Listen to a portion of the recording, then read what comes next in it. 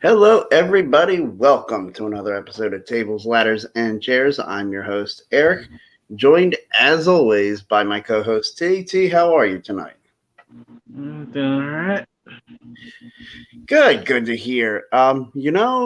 It's funny. We discussed and actually had a mock draft last week, and just to find out the very next night that they changed all the rules on us. You know, the way that they had been doing the draft in previous years was Raw got 3 picks per round, SmackDown got two because of the 3 hour show and 2 hour show. I guess they just decided whichever show was hosting the draft was going to pick first, and it was going to be just 2 picks per round. And I mean, look, that's fine. It's not a big deal. But it just again shows WWE doesn't like they don't really like telling us things. Like I feel Yeah. like that's something AEW would have been like, oh, okay, here are the rules, and like it'd have been all over their social media, like this is what we're doing. And I feel like why doesn't WWE do stuff like that? Like put the rules out there, say, hey, so and they say, oh, half the roster's available on Friday night and half the roster's available on Monday night. Well, how the heck do we know which ones are available Friday night and which ones are available Monday night? Because they're sitting there picking guys, and I'm like, on Friday night, I'm like, why the heck haven't they drafted like Becky Lynch yet? Why hasn't Seth Rollins been taken yet? But it's like they were on the list of eligible people to be drafted on Monday night instead. Who knows? I don't even think they know. Yeah, I was gonna say it doesn't sound like there's much rhyme or reason to why they do things like that. And also the announcement of the King of the Ring and Queen of the Ring competitions. Now, I'm ecstatic that they're finally doing a Queen of the Ring tournament. Like this to me just feels so long overdue. About time, yeah, definitely. Is this where we get the official coronation for Charlotte Flair? It's a pretty safe bet. Yeah. In fact, it's so safe that I'd say, as a gambling man myself, I would say probably not a whole lot of money to be made there because if you bet it, like you're not getting good odds. It's the favorite. Is there somebody? Not that they'd announce anything like the tournament, brackets. Which, gosh, if only there was this like a medium where they could display these brackets and have everybody see them, and they could become a major talking point on social media. But since that technology doesn't exist, we'll just speculate. Um, Now, aside from what we both just said, it's a pretty safe bet. We think Charlotte Flair is at least involved in this tournament and going far. If not her to win it all, who would you say is like your next pick? uh, well, if she wasn't injured or sidelined, I'd go with Bailey. Sure. I know. I wish Bailey was healthy for this. She deserves to be a part of it. But someone outside of the four horsewomen, I would say maybe a returning Asuka or Shayna Baszler. I like your Shayna Baszler pick. That was going to be my pick.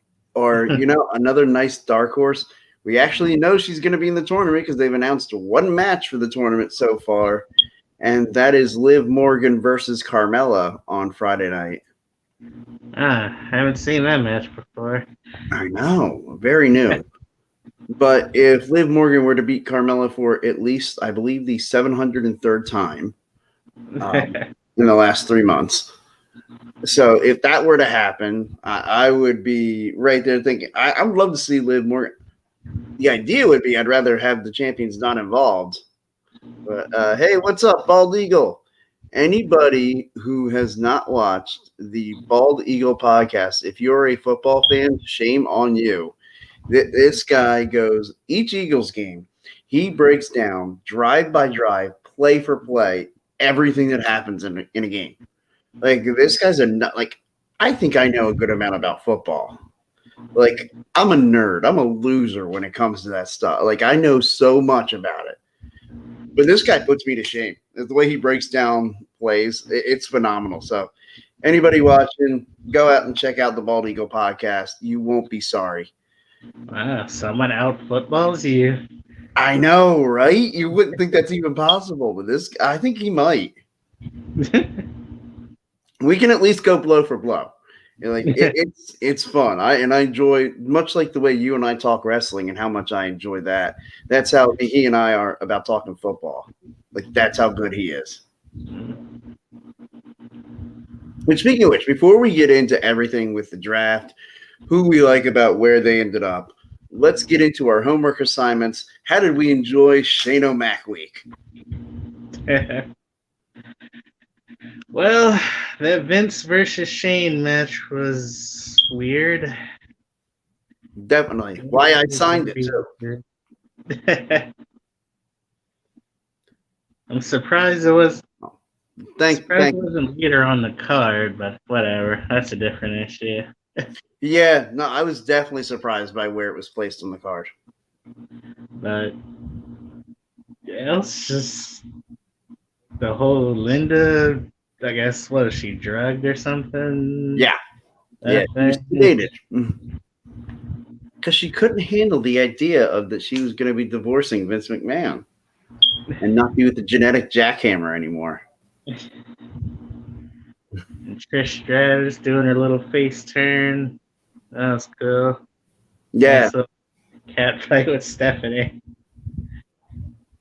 I was always disappointed we never got that pay-per-view, real legit one-on-one match between Stephanie and Trish Stratus. They had a match at No Way Out the previous month before WrestleMania, and to me, like, that almost felt like a teaser match. Now, granted, Trish wasn't as refined in the ring as she would later become, and Stephanie certainly was never a ring general, let's say. But I really thought the two of them, if given the right opportunity, could have had a nice pay-per-view match. I was surprised we didn't have that at Backlash that year. Well, even though it's like 20 years later, as they say never. It would be a waste now to give them their match now. But thank you to the Bald Eagle. Yeah, he can definitely go easily stride for stride with me on the Eagles. I can talk a good amount about the other 31 teams. But anyway, back to wrestling. I'll give you my synopsis of your nice match that you gave me. A great assignment of Shane McMahon and Kurt Angle. And that was absolutely awesome. Like, it was as good a match. I actually decided to watch the entire pay-per-view. I sat there, watched the whole show, and I was sitting there watching like the DDP Undertaker storyline with DDP stalking Undertaker's wife, Sarah, and it eventually, it culminates with you find out it's DDP, and it's all because Undertaker always would say, "Oh, try me, I'll make you famous," and so he's like, "Hey, I want to be famous." I don't think that's what he means, but that was fun. The finals of the King of the Ring, and when Shane McMahon, he manipulates the whole thing, helps Kurt Angle win his semifinal match against Christian, and then make sure he loses to Edge in the finals. And I remember thinking as it's playing out, because obviously now the hindsight of 2020, knowing what happened, how did you not realize that the whole point of Shane helping Kurt win the semifinal match was to make sure he had a second match to wear him down more before the street fight? Like, how was that not like clearer at the time? Damn. I just realized that now. But like, as I'm watching it, I'm like, okay, well, like, all right, I can get you being confused at first. Why would Shane help Kurt Angle? But it's like, Okay. Genius. Right. It's the whole idea was to just stretch them out and make them even more tired before their street fight. I'm just like, that's brilliant. He helped him so he would get worn out more. Now, Damn. Never thought about that. and then, because they speculate that, like, well, maybe that he wants, Kurt Angle to win King of the Ring again. And then it's like, hey, this great prestige, Kurt Angle becomes the only 2-time King of the Ring winner and then loses the same night to Kurt Angle. I mean, to Shane McMahon. So the owner of WCW beats the 2-time reigning King of the Ring. Yeah, that would have been a headline. Yeah. But the street fight itself was phenomenal. They talk about when Kurt tries to slam Shane into the glass and it doesn't break the first time, and it's like they're down there and they're talking to each other like, damn it, all right, we got to try again. We got to go again because we got another spot coming up. And so they do it, and he goes through the glass, and then you see on the other side when he goes to suplex him through the other glass, and that one doesn't break. That, like, Shane falls straight down on his head, and I mean, Kurt had to check to make sure he wasn't paralyzed. And if you ever watched the Untold Story about that match, Kurt talked how he is scared to death, thinking he just paralyzed Vince's son.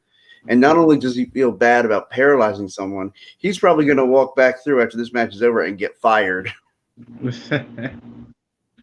And he's like, it's one thing paralyzing another competitor, but it's Vince McMahon's son that I would have paralyzed.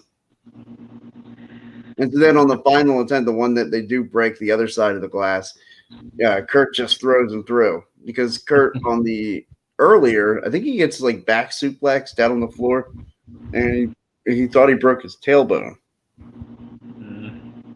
And so he realized he really wasn't getting the torque on those belly-to-belly suplexes that he would have because of the pain in his tailbone. Basically, he was having a pain in the ass.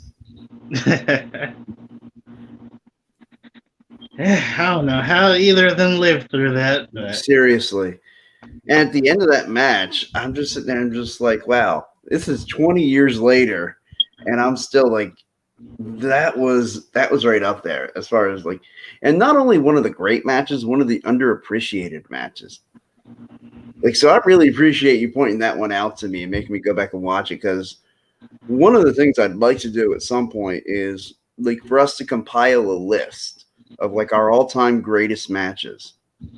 And like I was having this idea, and as I was thinking about it, I was thinking about the matches I would put on there. And originally that was not a match that like jumped out at me to say that has to be included. But after rewatching it, I think it absolutely has to be included on that list. So kudos. And that's part of the point of this exercise, going back and watching some of those matches and realizing some of the ones that, maybe they're better than they were given credit for at the time.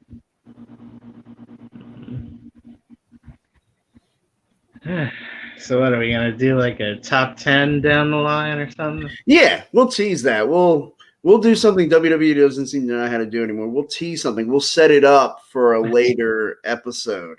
We won't just say, "Oh, next week we're doing this," and give people no preparation time for it. So think about it. Like, they could have positioned this King of the Ring tournament like so much better. I have often clamored for a la the NCAA college basketball March Madness tournament, which is 64 teams spread out over about a month of having a tournament. I have thought, man, wouldn't it be cool to tease something and say, hey, in a month, we're going to start this tournament. And of course, in college basketball, there's a selection committee. Put together a committee of former wrestlers, legends, Hall of Famers. You could have it, led by Jerry the King Lawler. He'd be the head of the committee, And he could have like guys like JBL, Booker T, Mick Foley. You could have all these guys on there, guys who competed in the King of the Ring tournament. I mean, if you can talk Bret Hart into coming back and being one of the members because he was the first pay-per-view winner of the King of the Ring. No, you gotta have Austin on there too. Sure, Austin can be on the committee. Yeah, you could put a committee of former King of the Ring winners and just have that be the committee and say, okay, although, gosh, there's a lot. Like, I mean, Bret Hart's still on, but Owen, Mabel, you got Steve Austin. Triple H would be on it. Ken Shamrock, I don't know if we can drag him away from Impact Wrestling or whatever he's doing now. But Edge won King of the Ring, right? Yes, he did. Yeah, he won the King of the Ring of the 2001, the show that I watched the other day. If anything, he won the Kurt Angle. Yeah. Yeah, so I agree. I think we should I think that would be a way to do it. And it could be a competition over who are going to be the number one seeds. Is it and it's 64 men, so you're probably going to have the champions in there. I would assume your two champions and the two who would be considered at the time top challengers would be the 4 number one seeds. So right now you'd have Roman Reigns, Big E, I guess would just Brock Lesnar and who am I forgetting? Drew McIntyre. Those would be the 4 number one seeds. But great there. That's a great starting point, right? Yeah. And then you separate it on down. You get and even if you don't do 64, that's a lot. I understand that. Yeah, that's a lot. You could do 32. So you line up each bracket 1 through 8, the 4 brackets, and then you go. I mean, no. I feel like it would be. I feel like it's a gold mine that WWE is just overcomplicating the way they think about things. Hey, one of our big things is we have a lot of depth on our roster. Why don't we use that? And look, I don't even think any one of those 4 number one seeds that I named, I don't think any one of those 4 should win the tournament. You should give it to somebody new who you're trying to bring up. I mean, I think the only guy that's had main event experience that I would get behind as far as winning a King of the Ring tournament would be Finn Balor. Because that'd be a way to, you just had the Demon lose his first match. Well, this would be a way to kind of bring Finn Balor back after losing his first match as the Demon. So you then have him go out and win the King of the Ring tournament. I was thinking Finn Balor too, but with his recent loss, figured he'd probably be hiding in the shadows somewhere for a little while. So then I was thinking maybe Cesaro. Let's finally do that big. I would love it. I'll tell you, I would love for him to. This is going to sound weird. I want him to kind of stay in the spot that he's in now, kind of linger around, occasionally have a few matches here and there, always winning. I want him to always win each match, but not have a whole lot of matches. Have a little throwaway match with Dolph Ziggler on SmackDown or something like that. Enough to where you're still paying attention. You still know he's there, but he's not really moving up. And then I want him to it will seem like it's completely out of nowhere. He wins the Royal Rumble. And then Cesaro is main eventing WrestleMania. So I think that would be cool. And it would be a great story where Cesaro could come out and talk about when was the last time I lost a match? And it's you don't know, right? It was when I lost to Roman Reigns for the Universal Championship. You know when the last time I main evented a SmackDown? Crickets. It's I have been winning over and over and got no opportunity, so I went out and took mine. I mean, I feel then the road to WrestleMania kind of writes itself. And it could be fun. And I know basically then we're going into another WrestleMania where Roman Reigns is the guy. He's the Universal Champion. And my God, is he ever going to lose? I thought it's cool because it feels like the Bloodline story has just kind of really gotten going. Because you had Jimmy Uso out for so long, and then like Jey Uso was the right hand man, but now having both Usos together, they're the tag champs. He's the Universal champ. Like it just feels like that's the story they were waiting to tell. Was the bloodline and their dominance. You know the Usos are gonna have a match with New Day soon enough. Oh yeah, well now they're on the same show, which and just fine. Oh yeah, I mean I'll be fine with that. I'll be fine watching them go again. Like that's another fun thing. I might just randomly, you know what? Yeah, why don't before we get into the next subject I wanted to get into, we will do our homework assignments for next week. So I will assign you first. I'm going to give you New Day versus Usos Hell in a Cell. Who's the wrestler of the week? I guess, yeah. Well, you know, it's either the Usos or the New Day. So, or one of those members. So if you want to say like Kofi Kingston is the.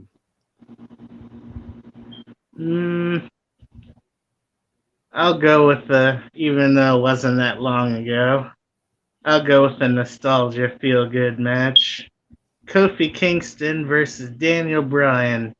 WrestleMania, okay. What was that, 35? Yeah, 35. I was there. Yeah, that'll be fun.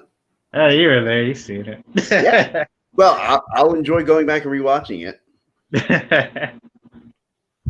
Absolutely. I might just watch the whole WrestleMania. If I've got 5 hours with nothing to do on Saturday, yeah. Yeah, so what I wanted to talk about is the ending of SmackDown last week when Roman Reigns is sitting there, and I guess at that point is when he realized that the Usos weren't getting drafted that night and were going to get drafted on Monday, and tells Paul Heyman to go to Raw on Monday to make sure the Usos get drafted to SmackDown, and then tells the Usos if that doesn't happen, leave him for dead. And the very first pick that SmackDown had on Monday night, they draft the Usos. Talk about killing a great plot line right from Jump Street. Yeah, I definitely could have did something there. Like, I definitely think the Usos getting drafted to SmackDown was the right call. But it didn't have to be right away. Like, could we have gone one segment where Paul Heyman's sweating bullets? Yeah. That would have been fantastic. Right. Like, if you had gotten through the opening segment and, like, you know, the Usos are sitting there and it's like, you know, like somebody else gets drafted by SmackDown and they kind of look at each other. They're just like, man, SmackDown didn't take us yet. Yeah, they can just look over at Paul. Man, you got to be nervous, huh? And like, I would have loved to have seen that then build throughout the night. And then, like, I mean, it doesn't have to be the last picks of the night because that would have been too obvious. But like, you know, in the second hour, if the Usos got taken by SmackDown, like, and you see the relief on Paul Heyman's face, and then like tease something where the Usos go up to him like, man, dodged a bullet there, huh?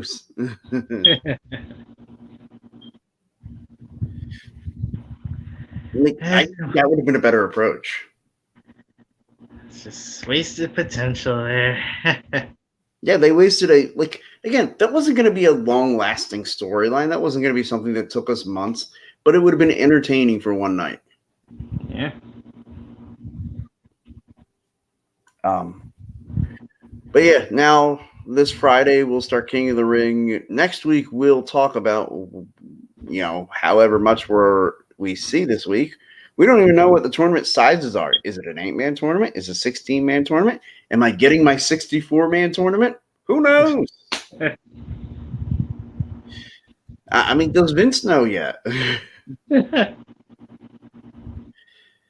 Yeah, this does seem like one of those things where it's like the guys will get there to SmackDown tomorrow night and it'll be, All right, has anybody gotten the run sheet? Do we know who's in King of the Ring? Do we know who's winning it? Like, are we finding out on Friday? Is it like over the course of a couple of weeks? Is it going to be just the finals at Crown Jewel? Is it going to be the semifinals and finals? Is that where we're crowning the King of the Ring? Who knows? These would all be great things that the WWE could tell us.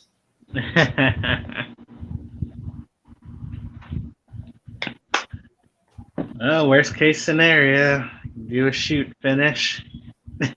Yeah, they'll just call it in the ring. Which I've learned that there are guys that really enjoy doing that.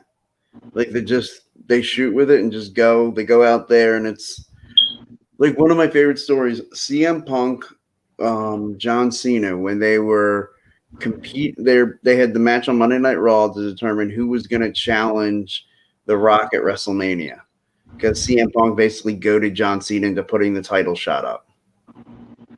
Is that the match where Punk did the pile driver? Yeah. Yeah, and that was the only thing he said to John Cena ahead of time he wanted to do. He's like, I don't know, I want to hit you with a pile driver at some point. John says, okay. Like, anything else? He's like, I don't know, let's just call it in the ring.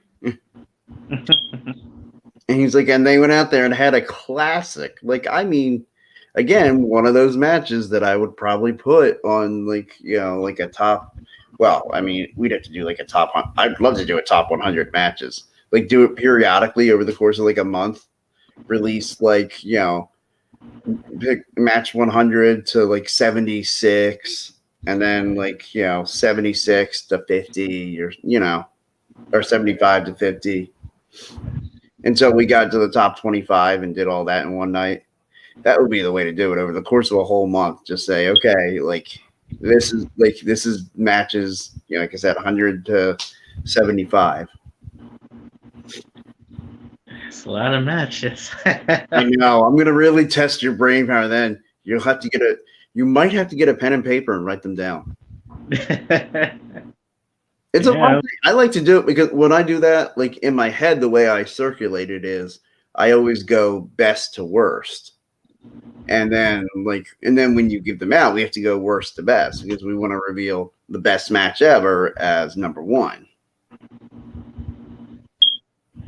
I already know which match I would put at number one. I'm not going to say right now because this is a tease. I'm wondering if you like, and again, don't give me the match, but just do you know which match you would put at number one? Where's the difference between a couple? Like millions of hours of matches I'd have to think of and all that. So I take it will not be the Sting Ric Flair match that I assigned to you a couple weeks ago. Yeah, might make the top 5. Who knows? Cool. To me, it does make the top 5, but that's my one little bit that I'll do. But the one that I would have at number one is one that it's an older match. I mean, it's old, the match. Neither one of the two superstars in the match wrestle anymore. Both still alive, but don't wrestle anymore. Those are your hints.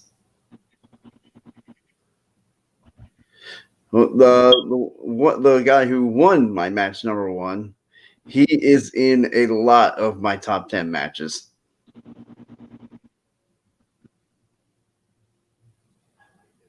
I want to guess, but I think I'm gonna get it, and then I'll be disappointed somehow. Yeah, because now you don't want to know yet until we're supposed to reveal it. You know what? This sounds like a fun November exercise. We're gonna do this for November. We're gonna do our top 100 matches. I'm giving you the rest of the month to get ready for it. Because just a programming note, everybody, next week is the 1 week I told you to that I will not be able to do the show on Thursday night. I will be down at the Eagles game. The Eagles play on a Thursday night next week, so I will be down there, and that's what I'm doing. I mean, hey, I could give you all the information. You could come on and do the show if you wanted. I'm not ready for that yet. All right. But everybody, yeah, thanks so much for joining us. Always have a good time talking wrestling with you. Before we get out of here, a couple things I wanted to talk about. One, I found it funny. I had to get into the Brock Lesnar segment on SmackDown where he announces that he's a free agent and that he can do whatever he wants, go wherever he wants, whenever. And I remember thinking to myself as he announced it, I'm like, so what changed? Exactly. I'm sorry. In other news, the sun came up this morning.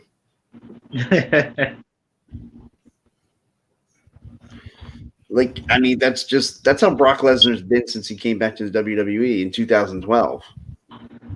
He just kind of shows up when he wants, does what he wants, fights who he wants, and leaves. Oh, really? It's been all the part-timers except for Edge. Yeah, I mean, Edge is about as close to a full-timer as a part-timer can be. If I'm going to compare Edge actually to anybody, you know what his comeback reminds me of so much, and it's eerie? Shawn Michaels. He comes back originally, it looks like it might be a one-off, and then he just, has basically a second career. And I feel like we might be getting that from Edge. Yeah, he's definitely sticking around.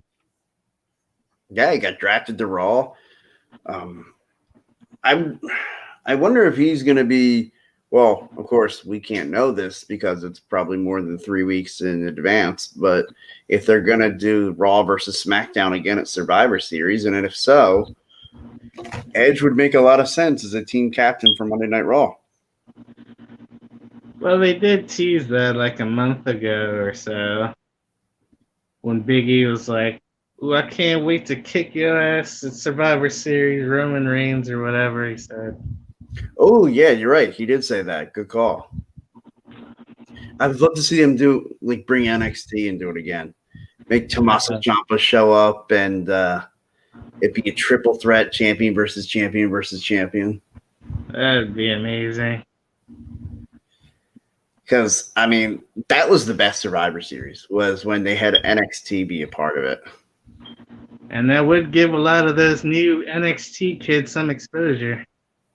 Right, like a kid like Braun Breaker, which, did you realize, Braun Breaker, the son of Rick Steiner. Which means he's the uncle or the nephew, excuse me, of Scott. Yes. Yeah.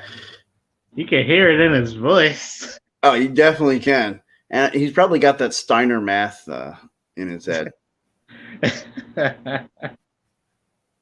I'm surprised they're pushing him.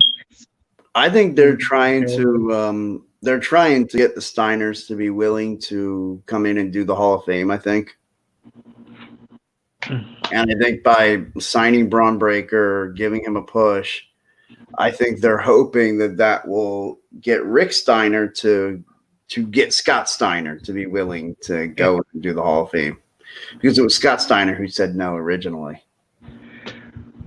Good luck with that. Yeah, although I just love the idea of Scott Steiner having a live microphone and no contractual obligation to any wrestling company. He can literally say anything he wants, and it will be live television. I absolutely love it. Well, let's hope it's on like a little bit of a delay so they can bleep stuff out. I mean, Jim Cornette behaved himself when he had an open mic a couple of years ago. You're right, he did. So, is Corny in the Hall of Fame? I don't think he is. I don't know. I don't think so. I don't know. He should be. Yeah, I think Jim Cornette is another one of those guys. If you've watched any of like his takes on Dark Side of the Ring, like I loved his little rant about Vince Russo. Holy, those two legit don't like each other. Like they hate each other. Jim Cornette has stated it like that he will somehow find a way to outlive Vince Russo, and his wife has instructions just in case he's not physically able to do this, and that if she doesn't execute this, she's out of the will. That he will survive long enough to piss on Vince Russo's grave. Yeah, those were his words. And he closed it. Hate is a hell of a motivator. I'm just like, wow. I don't know how healthy that is, but you do you, bro. Now that is some hate right there. Right? Saying that you're determined you will find a way to survive and be physically able to get to and piss on a man's grave.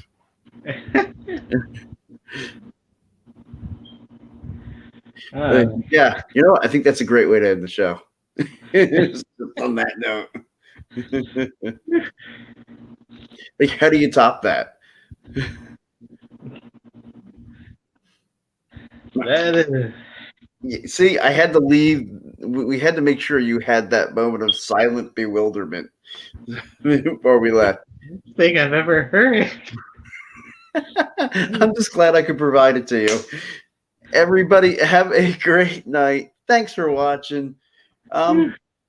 Yeah, like I said, I don't know what else to say at this point. Happy wrestling, everybody. See you guys.